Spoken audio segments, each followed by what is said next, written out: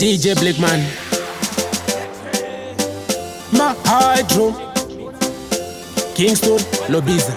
Baby yakanipaisa tanga singasene kunge tichane choko munamone matamzo ndakubata karuweko kwata kuti nhasi chava chiko kumagweta awakanitongoti ndikoko sei wakundiudza zvakadai sei ndanguva ndaivhara newenai sei ndakubata sezai sei gweta warichemedza wai sei wakundiudza zvakadai sei ndanguva ndaivhara newenai sei ndakubata sezai sei gweta warichemedza wai rudo semoto ini ndaikuchidzira pauri sechikwekwe ndave ndakabatirira ndasada kukushaya nziyo nchikuimbirira tinapo nerudo nchiti ndakabatirira wakachinja pfungwa dzako wakafurira kukufonera foni iwe unongondikatira ndakazonzwa wakugara kana bhetsika wanzira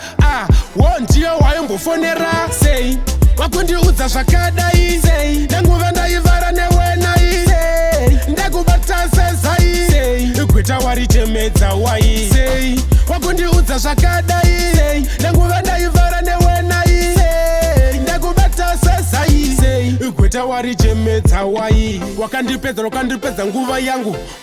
hereko masini angu hapasisina ruremekedzo hama dzangu nekuda kwako nai iwe mumwe wangu ndaiti pamwe ndiwe uchaita ruva rangu here ndiwe kanema yevana vangu chedza changu ndichakupa moyo wangu wandichemedza iwe hangu kuchemera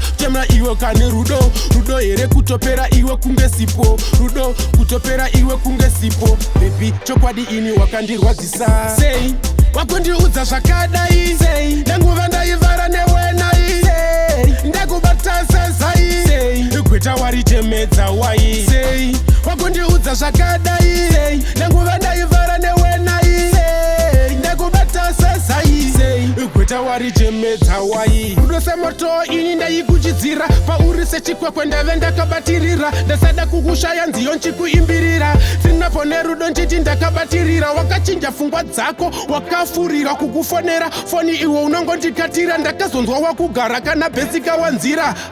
wo ndiyo wayombofonera sei wakundiudza zvakadai sei ndanguva ndaivhara newenai sei ndakubata sezai sei gweta warichemedza wai sei wakundiudza zvakadai sei ndanguva ndaivhara newenai sei ndakubata sezai sei gweta warichemedza wai sei wakundiudza zvakadai sei ndanguva ndaivhara newenai sei ndakubata sezai sei gweta warichemedza wai sei wakundiudza zvakadai sei ndanguva ndaivhara newenai sei ndakubata sezai sei gweta warichemedza wai Bingo Production.